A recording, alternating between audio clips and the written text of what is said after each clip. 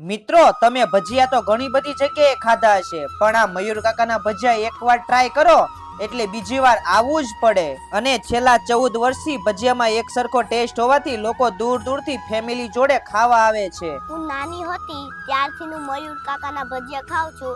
Chips થી લઈને variety બધાયના મને ભાવે છે. તમે બી અહીંયા આવજો, બહુ જ મસ્ત છે આ બધું.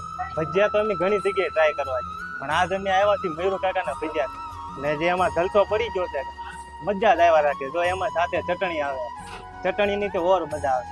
હે ને આખો પરિવાર બેઠા બેઠા ભજીયા ખાઈ શકે તેવી મોટી જગ્યા. એમાં આ કાકા તો આઈપીએલ જોતા જોતા ભજીયા ખાય છે. વાહ કાકા વાહ!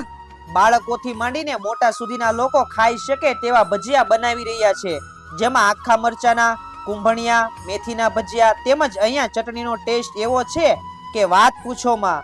અને જો તમે પણ આ મયુર કાકાના ભજીયા ટ્રાય નથી કર્યા તો આવતા રહો એકવાર ટ્રાય કરવા માટે.